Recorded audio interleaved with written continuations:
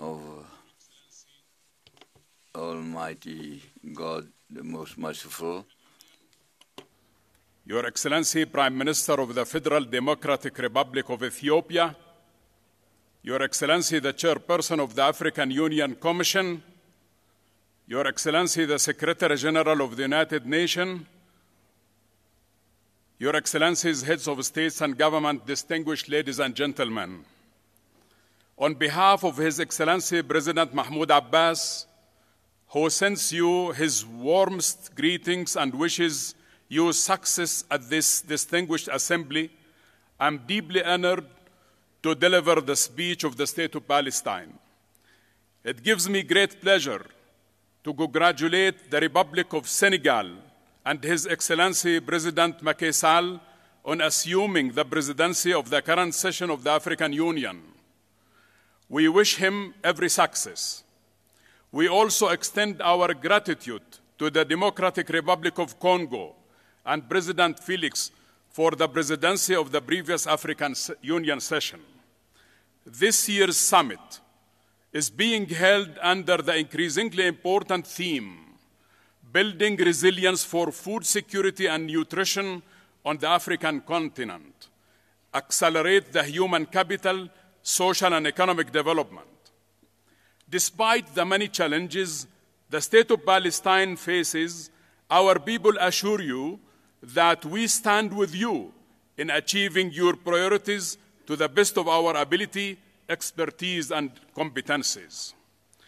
In 2013, this auspicious body opened its arms for the Palestinian people and embraced the State of Palestine as an observer state within your Assembly of States, a show of solidarity with us in our over 7 decades of long struggle to liberate ourselves from the yoke of settler colonialism and military occupation.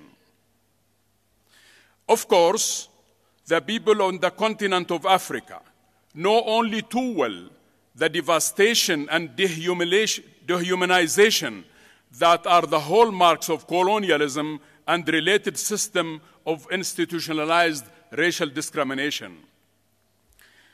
Your Excellencies, I'm sorry to report to you that the situation of the Palestinian people has only grown more precarious.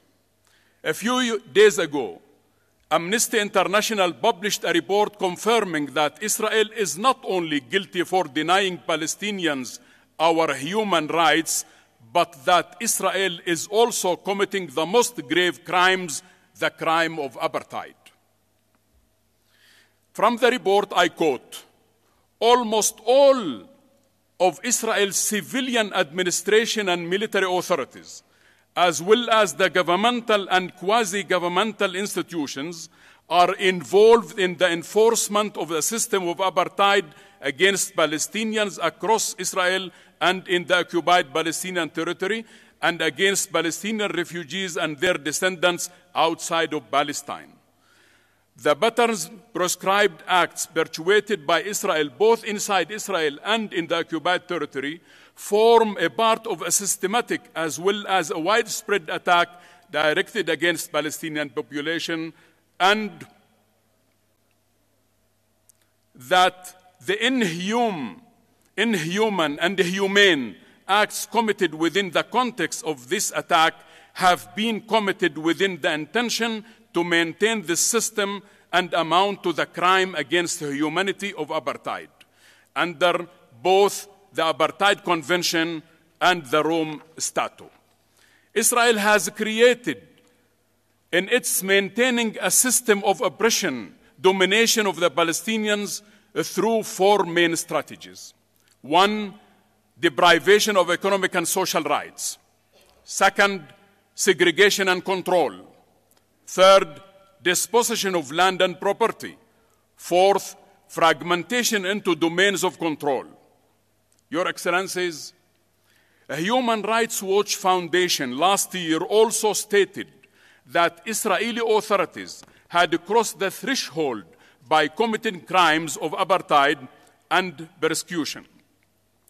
Across the Palestinian territories under its control, Israel has demonstrated intent to maintain the domination of Jewish Israelis over Palestinians. In conjunction with that intention, Palestinians have been subjected to systematic of oppression and inhumane treatment. Together, these three elements constitute apartheid.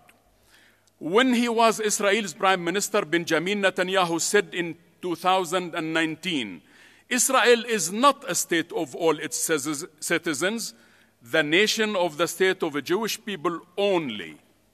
Currently, 2 million Palestinians live in Israel, are discriminated against.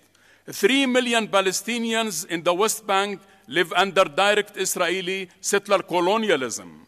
And 2 million Palestinians who live in Gaza have been put under siege for the last 14 years. Nearly 7 million Palestinian refugees suffer from Israeli racist policies that deny them the right to return to their homes.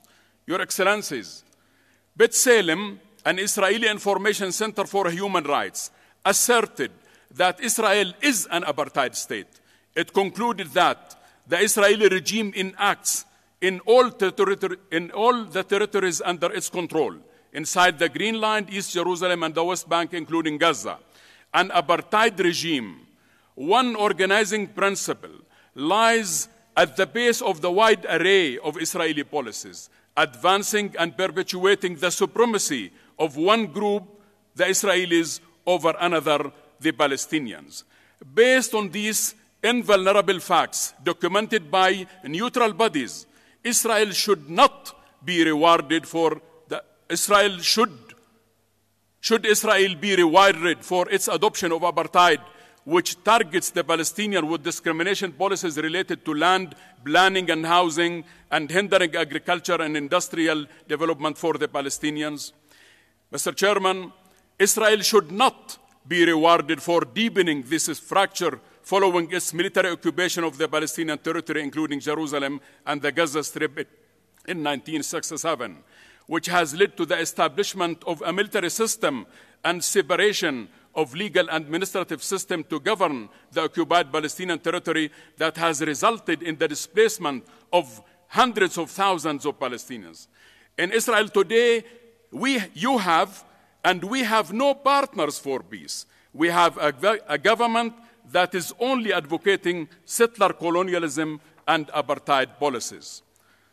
Excellencies, Israel, the occupying power, should not be rewarded for its unlawful killings, torture, administrative detention, persecution, severe injuries inflicted upon the defenseless Palestinian people and depriving them from their freedoms. Israel should not be rewarded for illegally constructing 280 colonial settlements in the West Bank, inhabiting by more than 700,000 Jewish settlers. Israel should not be rewarded for unilaterally annexing East Jerusalem and pursuing measures to continue to change the status of the demographic composition of the Palestinian territories. Israel should not be rewarded for building the annexation and the expansion wall on the Palestinian occupied territory, deemed illegal by the International Court of Justice. Israel should not be rewarded for its crimes, including the ongoing siege, bombardment, killings, targeting civilians, and destroying infrastructure in the Gaza Strip in flagrant violation of international law. Additionally, Mr. Chairman, Israel should not be rewarded for the imposition of movement of restrictions and the closures of the Gaza Strip, the confiscation of land, the creation of isolated besieged enclaves of Bantustans in the West Bank, including East Jerusalem, the forcible transfer and displacement of Palestinians, the violation of residency of civil rights, as well as depriving refugees from their rights. Mr. Chairman, today Israel treats the Palestinians as the hewers of wood and the drawers of water. This should stop. Our faith lies in your alignment with principles of truth, freedom, and peace and justice. We are confident in your willingness to support the Palestinian people under Israel's prolonged occupation. Israel should never be rewarded for its violation and for the apartheid regime it does impose on the Palestinian people. As an entity, Israel has progressed from extremism to militarism to colonial expansion. This must stop.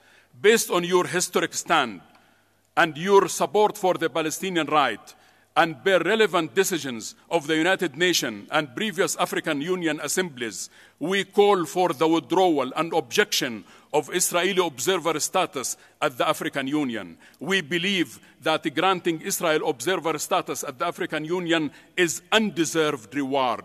This actually a reward that encourages Israel to continue violating international treaties, breaching all agreements with us. With this reward, it gains impunity and accountability. I am confident in your inner wisdom and judgment. The African Union has constantly resisted colonialism and apartheid. It has continued rejected and condemned Israeli discriminatory policies and practices. The time is right to condemn Israel for its crimes of persecution and apartheid, to end Israeli colonial occupation and enable the Palestinian people to have their right to self-determination towards realization and independence of a state of Palestine on the borders of 4th of June.